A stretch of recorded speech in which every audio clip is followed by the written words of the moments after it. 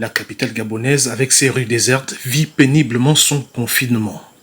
Pour faire respecter l'interdiction des sorties non essentielles, le gouvernement a déployé sur les grandes artères un dispositif de forces de défense et de sécurité. Les chauffeurs de véhicules passent par le filtre des checkpoints, une nouvelle situation avec ses exigences de précaution encore intenable pour certains. Moi, je suis dans un quartier où je me demande si ceux qui peuvent nous apporter de l'aide peuvent arriver jusqu'à ce niveau. Et donc on sent aussi, nous aussi, l'obligation soit de sortir, ou soit peut-être même de mourir à la maison. C'est compliqué, mais on s'adapte. On s'adapte à la situation parce qu'on comprend que la situation est comme ça, c'est pour la protection de tous les Gabonais.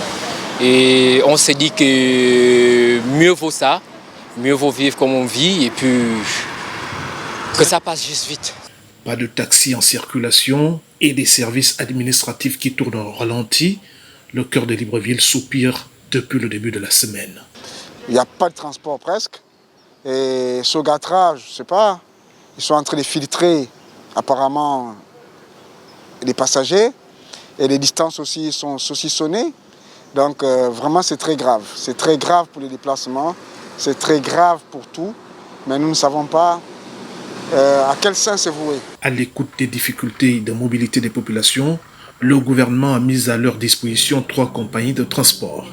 Ce jour-là, le ministre des Transports et sa suite font le terrain pour évaluer l'efficacité de la desserte en bus à Libreville et ses environs. Donc nous faisons un tour pour constater ce qui se fait, pour recueillir le sentiment des populations à l'effet de corriger ce qui doit l'être pour le moment.